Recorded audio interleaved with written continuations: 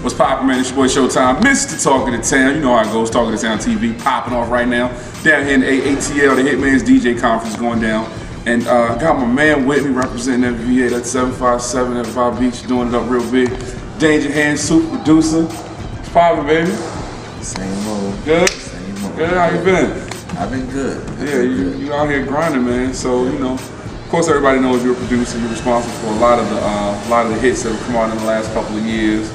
The whole Justin Timberlake project, a lot of the Britney Spears joints from her last project, a lot of some of the Khaled joints. You know, so you out here, you know, you're definitely doing your thing. How did you get started in the industry? Pretty much just rubbing shoulders with the right people. I happened to land in the hands of one of Timberland's closest friends, and we played a CD for Tim. Rewind to Teddy. Leon Silva I was working with. Leon Silva, and he introduced me to Teddy. So that's where I got my first placement with Teddy. Okay. But when was that? That was I want to say around 01. Okay. What song was that? A song called YY. Okay. I wrote it with I produced the track with Mike Wilder and Teddy. Right. So flash forward back to 03. I actually met Tim that same year. Didn't pop off that year. But a couple years later, same cat, Larry Live, put it back in his hands again and made it happen. I met Tim on his tour bus like the 4th of July. And 6 months later, around like a couple weeks before Christmas, I ended up flying out and working with Tim. So you were working kind of like under Tim's wing for a minute, right? Like Timberland kind of took you under his wing and you were working for him. So how did that feel coming up as a young producer working under Timberland? I mean, for me, I'm not a starstruck type of guy, and I get the question asked, who would you like to work with? Or who would be that person that you just lose your mind? Right. So the only person was Tim. Right. You know, so growing up, listening to that, and that's who I wanted to be. So for him to take me in was a total out of left field situation. So working with him and his guidance over the last years, you know, it was cool. It was something that, like I said, I didn't expect. But you know, everything happened for a reason, and it was the best thing for me. So when did you actually branch out from like under Tim's wing and start doing your own thing? Well, a lot of the records that we did together started hitting. So Tim ended up on the road. He was traveling, boom, because he had to perform on these records. So at the same time, I'm left to finish for myself until he come home. I'm going to grind. I'm not going to wait for anybody. So in the meantime, while he was on the road, I began working with different people. I did tracks with A-Bone, MJG. I did a lot of bad boy work at the time, and whatever came along. But I was still working with Tim at the same time. So it was just, you know, I'll have a room where me and Tim would work, and then there's another room that I'll have up myself doing some stuff. So it was kind of, like I said, like 06, 07 where I really started branching out, working on projects on my own.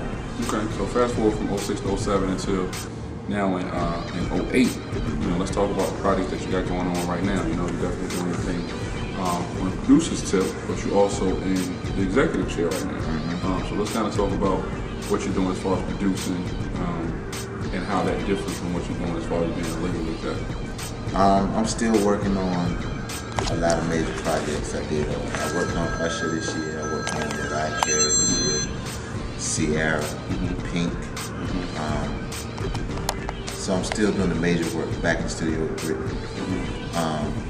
But I took a lot of time this year to really go hard with my artists. I have, aside from Wild, that's a project that we just, over years, even when I was working with him, been kind of grinding and trying to get it out and just build him as an artist.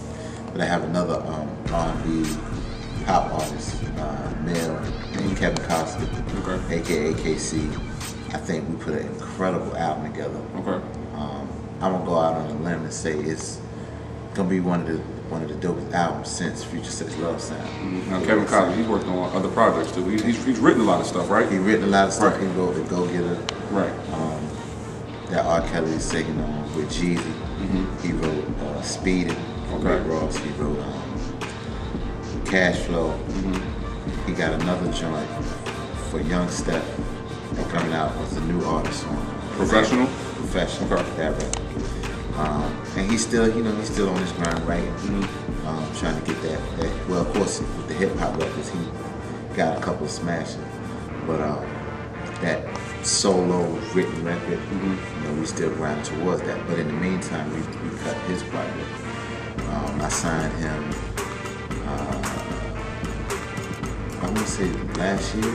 I want to say last year I signed him, and this year we were pretty much working on his project, getting him signed. Okay. So we have a deal that's about to be wrapped up with Jive, and it's a lot of heavy hitters on Jive. Usher, Justin Timberlake, Sierra, all of these superstars. He's in that round. So that project with him and Wild Money, that's my whole focus. Wild on the hip hop side and KC on that side. Right. So let's go into let's talk about the Wild project. Wild Money, of course, that's your artist, your first artist coming out on Danjahandz Music. So let's kind of give us some information on the focus of that particular project and where you want to take it.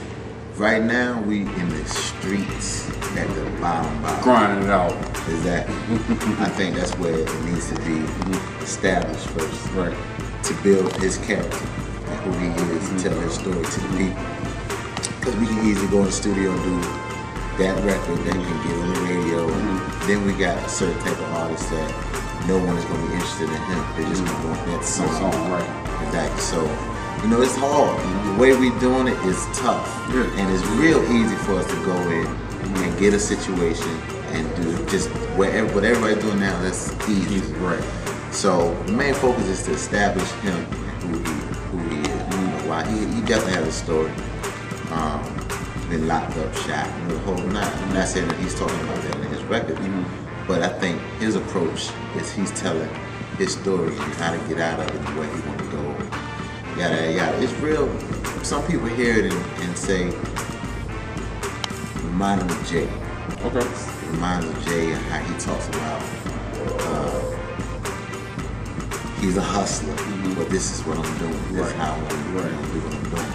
But like I said, the main focus now is to just grind in the street and establish Wild is the name and the brand, to brand him. Then we come with those video records to easily slide around. We can do that all day. So as a producer and an executive, where do you see yourself in the next, say, 5 years? I see myself doing a lot of things outside of music. I love to create and make tracks, but at the same time, I'm starting to open myself towards finding producers and songwriters and stuff like that. So that way I can step outside and fully be an exec and put a project together and like, this is what we need to do. Right. On top of all that, I'm a musician and I love movies. So I see myself scoring movies. And just other business ventures as far as restaurants. Now I want to do it like what Nelly and Jay and all the rest of the cats is doing. They opening hotels and restaurants. I see myself doing all of that. Danjahandz restaurant. All of that.